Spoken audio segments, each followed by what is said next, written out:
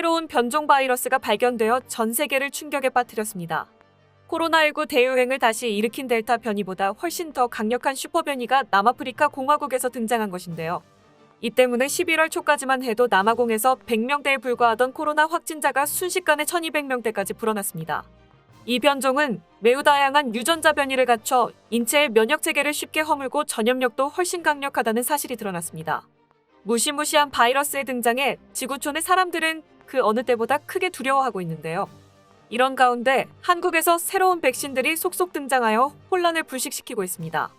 유럽으로부터 찬사를 받은 한국의 백신들은 지금 남아공의 한 줄기 빛이 되어주고 있습니다. 무슨 일이 있었던 것인지 자세히 알아보도록 하겠습니다. 최근 남아공에서 처음 발견되었던 강력한 변종 바이러스, 이른바 오미크론은 기존 변이인 델타 변이보다 돌연 변이가 2배 더 심한 것으로 밝혀져 세계 각국을 긴장시키고 있습니다. 남아공의 북동부 하우탱 지역에서는 이 신종 변이의 감염자가 급증했는데요. 인구가 많은 하우탱 주에서 이 변종이 빠르게 확산해 100여 건이 넘는 표본이 확인되었고 다른 8개 주에서도 나타난 상황입니다. 충격적이게도 하우탱의 코로나19 확진자 1100명 중 약 90%가 새로운 변이에 감염된 것으로 드러났습니다. 전문가조차도 이 변이는 이미 델타 변이를 압도하고 있다 라며 불안감을 숨기지 못했습니다. 그런데 이런 오미크론이 이스라엘에서도 나타나고 말았습니다. 전 세계에서 가장 선제적으로 코로나 백신 접종에 나섰던 이스라엘은 보건부에서 발빠르게 확진자들을 격리시켰습니다. 바이러스의 확산을 막기 위해 노력했지만 애석하게도 유럽으로까지 넘어가 벨기에에서도 발견되었는데요. 유럽 전역으로 확산되는 것을 막기 위해 영국은 아프리카 6개국에서 오는 항공편 운행을 중단했고 프랑스와 이탈리아는 남아프리카를 일시 여행 금지 국가로 지정했습니다. 싱가포르와 일본, 브라질 등은 남아프리카 일부 지역에서 오는 여행객의 입국을 금지했죠. 그만큼 오미크론에 대한 공포가 상당하다는 것인데요. 그도 그럴 것이 전문가의 입에서 매우 우려된다라는 말이 나왔기 때문입니다. 전문가가 이렇게 강조할 정도로 걱정되는 바이러스라는 것인데요. 이어 이전 델타 변이 등보다 돌연 변이가 더 많고 새로운 돌연 변이도 있다고 전했습니다. 오미크론은 스파이크 단백질에서 32가지 돌연 변이가 생긴 새로운 코로나19 변이로 돌연 변이 양상이 매우 이례적이며 기존 변이보다 전파력이 큽니다. 스파이크 단백질은 바이러스 표면의 돌기 부분으로 인체에 침투할 때 중요하게 작용하는데 이 부분에서 돌연 변이가 발생하면 이미 항체가 형성된 사람의 면역 체계를 회피하거나 전파력이 커질 수도 있습니다. 이 부분에서 오미크론은 약 2배 많은 변이가 나타난 것으로 확인되었습니다. WHO는 긴급회의를 열어 오미크론을 주요 변이로 지정할지 여부를 논의했습니다. 앞선 변이 발생 때와 다르게 발빠르게 대응에 나선 이유는 방역 전문가들 사이에서 이번 신종 변이가 최악의 변이로 평가되고 있기 때문입니다. 전문가는 심지어 오미크론이 지금까지 나온 변이 중 최악이라고 말하며 이 바이러스를 퇴치할 수 있는 신약 개발이 시급하다라고 첨언했습니다. 강력한 변이 바이러스가 나타나 세계를 다시 공포의 도가니탕으로 몰아넣고 있는 가운데 전 세계는 다름 아닌 한국을 주목했습니다. 때마침 한국에서 백신 개발이 한창이었기 때문이었죠. 해외 제약회사들이 만든 기존의 백신들이 이미 존재하는데 한국의 새로운 백신들이 주목을 받는 데에는 그럴 만한 이유가 있었습니다. 최근 한국의 SK바이오사이언스가 코로나19 백신 후보 물질인 GBP510의 우수한 임상 결과를 확보했습니다.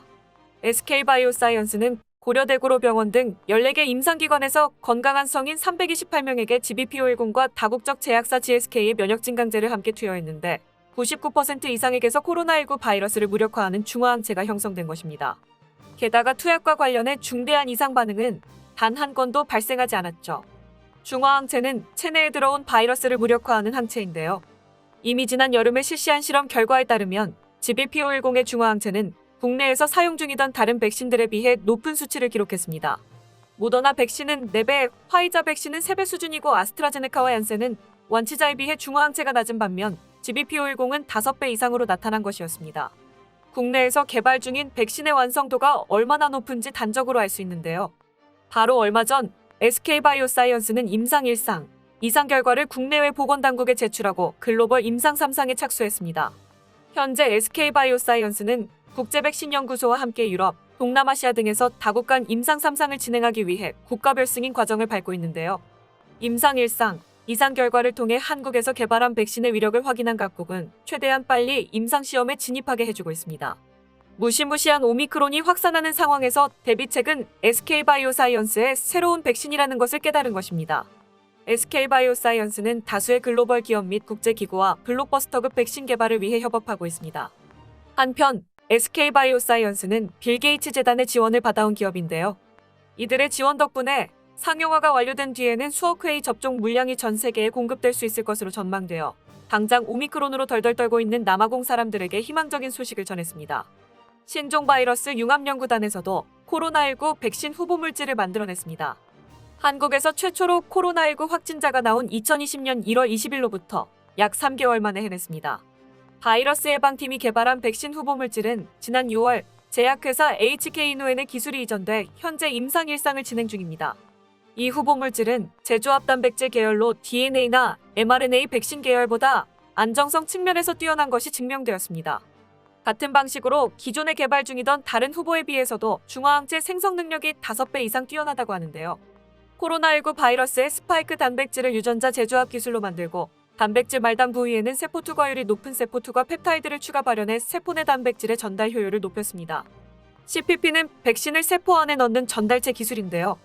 이것은 융합연구단이 메르스 등 언제 한국에 다시 유행할지 모를 감염병에 대비해 연구를 진행하며 나온 결과물이었습니다. 백신 개발을 위한 기본 골격이 되는 이러한 플랫폼 기술이 있었기에 코로나19 백신 후보 물질을 빠르게 개발할 수 있었던 것입니다. 다시 말해 백신 개발에 있어 한국은 이미 탄탄한 기반을 가지고 있었다는 것이죠. 그만큼 믿을 만한 백신이 개발되어 지금 임상 중에 있고 모든 절차를 거친 뒤 상용화되는 날을 기다리는 일만 남았습니다. 한편 한국의 또 다른 기업이 유럽에서 기대를 한몸에 받고 있습니다. 바로 셀트리온인데요. 셀트리온은 바로 얼마 전 유럽 시장에서 코로나19 항체 치료제인 레키로나에 대한 정식 허가를 받으며 K바이오의 역사를 새로 쓴 기업입니다. 통상 CHMP의 승인 권고 이후 1개월에서 2개월 뒤에 유럽연합집행위원회의 최종 승인이 내려지는데 레키로나의 경우 그야말로 전광석화처럼 승인이 이루어졌습니다. 그만큼 유럽 현재의 코로나19 상황이 위중하기 때문에 한국에 탁월한 레키로나를 필요로 했다는 의미인 것 같은데요. 실제로 각국에서 러브콜이 쇄도하고 있다고 합니다. 셀트리온은 이제 미국에서의 허가를 앞두고 있습니다. 그렇다면 레키로나는 어떤 약일까요? 레키로나는 60분간 정맥에 투여하는 주사 형태를 하고 있습니다. 레키로나의 코로나 치료 효과는 백신 회사 머크의 경구 치료제인 몰루피라비르보다 높게 나타났는데요. 레키로나의 적응증 대상은 코로나19가 확진된 성인 환자로 보조적인 산소 공급이 필요하지 않고 중증으로 이환 가능성이 높은 환자입니다. 한국, 미국, 스페인, 루마니아 등 전 세계 13개국 코로나19 경증 및 중등증 환자 1,315명을 대상으로 한 글로벌 임상 3상에서 레키로나를 투여한 고위험군 환자군에서는 중증 환자 발생률이 위약군 대비 72% 감소했습니다. 임상적 증상 개선 시간 또한 단축된 것으로 나타났죠. 뿐만 아니라 부작용의 위험성도 낮은 것으로 드러났습니다. 몰루피라비르는 유전자 발현에 오류를 일으켜 암을 발생시키거나 기형아를 출산하게 될 수도 있다는 의혹이 있는데요.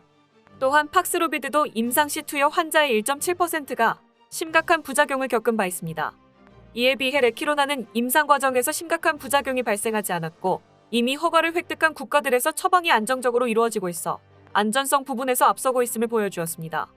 레키로나는 주사 형태의 약으로 나왔지만 현재 호주에서 흡입형 레키로나에 대한 임상시험도 진행 중에 있습니다. 약물을 흡입해 기도점막으로 항체를 전달하는 방식이죠. 이 흡입형 레키로나가 출시된다면 병원을 방문할 필요도 없이 자가 치료도 가능할 것으로 전망됩니다. 때문에 전 세계 의료진들의 필요를 덜어줄 수 있을 것으로도 평가받고 있죠. 그런데 더욱 놀라운 것은 이 레키로나의 개발사인 셀트리온이 내세운 원칙이었습니다. 바로 국내 원가 공급 원칙인데요. 이들은 코로나19 치료제 개발 초기부터 이 원칙을 내세웠었습니다. 가격을 올리지 않기 때문에 당장 레키로나로 인한 회사의 매출 증가는 크지 않은 것으로 밝혀졌습니다. 백신 특허 면제를 강하게 거부해왔던 화이자와 모더나가 가격까지 인상한 것과는 완전히 다른 행보를 보여주고 있는 것입니다. 백신 가격 인상 당시 화이자와 모더나는 실제로 백신으로 이익을 챙기겠다는 뜻을 내비치기도 했었습니다. 얼마 전 미국 시민단체에서 공개한 보고서에 의해 화이자는 코로나19 백신이라는 권력을 이용해 각 국가를 상대로 공급 지원에 대한 책임 면제, 허락 없는 백신 기부 봉쇄 등 온갖 방식의 갑질을 저질러온 것이 드러났습니다.